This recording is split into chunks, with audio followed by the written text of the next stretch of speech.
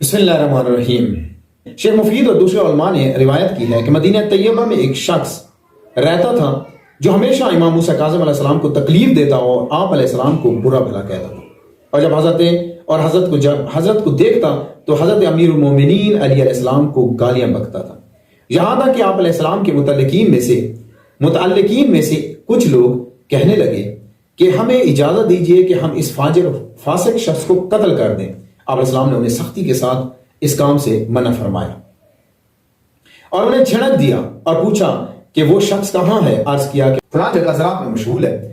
حضرت گھوڑے پہ سوار ہوئے اور مدینہ سے اسے دیکھنے کے لیے تشریف لے گئے۔ جب پہنچے تو وہ اپنے کھیت میں کھڑا تھا۔ حضرت اپنی سواری پر اس کے کھیت میں داخل ہوئے، وہ چلانے لگا کہ ہماری زراعت کو خراب نہ کر اور اس راستہ سے آؤ۔ حضرت جس طرح چل رہے تھے چلتے رہے، یہاں تک کہ اس کے قریب جا کر بیٹھ گئے اور اسے کشادہ روئی کے ساتھ باتیں کرنے لگی اور اسے سوال کیا کہ تو نے اس کھیت پر کتنا خرچ کیا ہے؟ کہنے لگا کہ 100 اشرفی خرچ کی ہے۔ امام علیہ السلام نے فرمایا کہ کتنی امید ہے کہ اس سے کتنا منافع حاصل کر لو گی؟ کہنے لگا کہ میں غیب نہیں جانتا۔ آپ علیہ السلام نے فرمایا میں نے کہا کتنی آمدنی کی امید ہے تجھے؟ تو کہنے لگا کہ مجھے تو 200 اشرفیوں کی امید ہے۔ بس آپ علیہ السلام نے کیسہ زر نکالا کہ جس میں 300 اشرفیاں موجود تھیں اور اس کو دے دی اور فرمایا کہ اسے لے لو اور تیری زراعت بھی تیرے لیے ہے اور خدا تجھے اس سے اتنی ہی روزی دے گا کہ جس کی تو امید رکھتا ہے۔ وہ شخص کھڑا ہوا اور اس نے آپ علیہ السلام کے سر کا بوسہ لیا اور حضرت سے درخواست کی کہ اس کی تقصیرات سے درگزر کرتے ہوئے اسے معاف کر دیں۔ حضرت نے تبسم فرمایا اور واپس تشریف لے گئے۔ اس شخص کو جب مسجد میں بیٹھے ہوئے لوگوں نے دیکھا کہ جب اس کی نگاہ حضرت پر پڑی تو کہنے لگا کہ خدا بہتر جانتا ہے کہ وہ اپنی رسالت کہاں قرار دے۔ اس کے ساتھیوں نے اس سے کہا کہ تجھے کیا ہو گیا ہے؟ تو پہلے تو کچھ اور کہتا تھا۔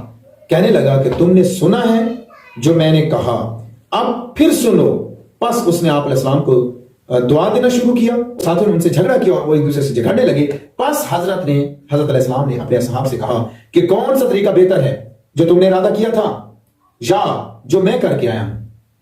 میں نے اپنے احسان اور اخلاق کے ذریعہ اس کی اصلاح کر دی اور اس سے شر کو دور کر دیا۔ ایک اور واقعہ ہے کہ مالک اشتر ایک روز بازار کوفہ سے عام لباس پہنے ہوئے گزر رہے تھے کہ بازار میں ایک مرد نے جب ان کو دیکھا تو اپنی نگاہ میں حقیر و پست جان کر حقارت سے ان کی طرف پتھر پھینکا۔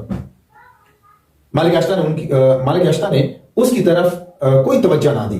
کس نے اس بازاری شخص سے کہا کہ تجھ پر وائے ہو، تو نے یہ کیا کیا؟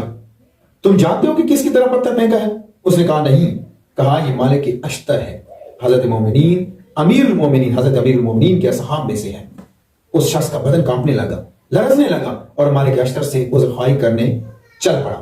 دیکھا کہ مالک اشتر مسجد میں نماز پڑھ رہے ہیں۔ جب مالک اشتر نماز سے فارغ ہوئے تو وہ شخص جو بازار میں کھڑا تھا، جس نے مالک اشتر کو پتھر مارا تھا، وہ شخص مالک اشتر کے پیروں میں گر گیا اور عذر خواہی کرنے لگا۔ مالک اشتر نے کہا کوئی بات نہیں، نہ ڈرو، خدا کی قسم میں مسجد میں فقط تمہاری وجہ سے آیا ہوں اور خدا سے تمہارے لیے مغفرت کی دعا کرنے کے لیے آیا ہوں۔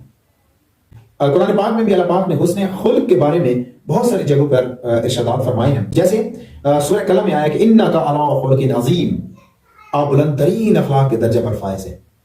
پھر فرمایا سورہ اسراء میں کہ وَقُلْ لِعِبَادِي يَقُولُوا الَّتِي هِيَ أَحْسَنُ، اور میرے بندوں سے کہہ دیجئے کہ صرف اچھی باتیں کیا کریں۔ اس طرح سورہ نساء میں آیا وَإِذَا حُيِّتُم بِتَحِيَّةٍ فَتَحَيُّوا بِأَحْسَنَ مِنْهَا أَوْ رُدُّوهَا، اور جب تم لوگوں کو کوئی تحفہ پیش کیا جائے تو اس سے بہتر یا کم از کم ویسا ہی پیش کیا کرو۔ اسی طرح سورہ فرقان میں آیا ہے وَإِذَا مَرُّوا بِاللَّغْوِ مَرُّوا كِرَامًا، اور جب لاؤ کاموں کے قریب سے گزرتے ہیں تو بزرگانہ انداز سے گزر جاتے ہیں۔ حضرت امام محمد باقر علیہ السلام نے فرمایا کہ بے شک از روئے ایمان سب سے زیادہ کامل وہ ہے جو از روئے خلق سب سے اچھا ہو۔ اسی طرح امام حسن علیہ السلام فرماتے ہیں کہ بہترین نیکی اور خوبی بہترین اخلاق ہے۔ اسی طرح پیغمبر خدا صلی اللہ علیہ وآلہ وسلم فرماتے ہیں کہ روز قیامت میزان میں کسی کا کوئی عمل حسن خلق سے زیادہ اچھا نہ ہوگا۔ اسی طرح حضرت امام جعفر صادق علیہ السلام فرماتے ہیں کہ نیکی اور حسن خلق شہروں کو آباد کرتے ہیں اور عمروں کو بڑھاتے ہیں۔ امام علی علیہ السلام فرماتے ہیں کہ حسن خلق جیسا کوئی رفیق و ساتھی نہیں ہے۔ لہذا ناظرین، انسان کی شناخت اس کے اخلاق اور کردار سے ہوتی ہے۔ جس کا اخلاق بہترین ہوگا اس کے ساتھی اور دوست زیادہ ہوں گے۔ اس لیے کہ خدا نے انسان کی ہدایت کے لیے جتنے بھی ہادی بھیجے تمام کے تمام اخلاق کے اعلیٰ درجے پر فائز تھے، اور انسان کو اپنے اخلاق ہی کے ذریعہ مقام و منزلت ملتی ہے، اور بہترین اخلاق ہی باعث بنتا ہے کہ اس کے رزق میں وسعت ہو اور اس کی عمر طولانی ہو۔ بےہودہ اور بری باتوں سے پرہیز کریں اور اچھے اخلاق کی طرف مائل ہوں، کیونکہ بہترین ساتھی اخلاق ہے، اور ہر جگہ اور ہر مقام اور جگہ پر اخلاق حسنہ کے حامل افراد کو لوگ پسند کرتے ہیں۔ ہمیں چاہیے کہ ہمیشہ اخلاق حسنہ کو اپنائیں۔ دعائیں کہ بحق محمد و آل محمد ہم اللہ پاک ہمیں بہترین اخلاق اپنانے کی توفیق عطا فرمائیں۔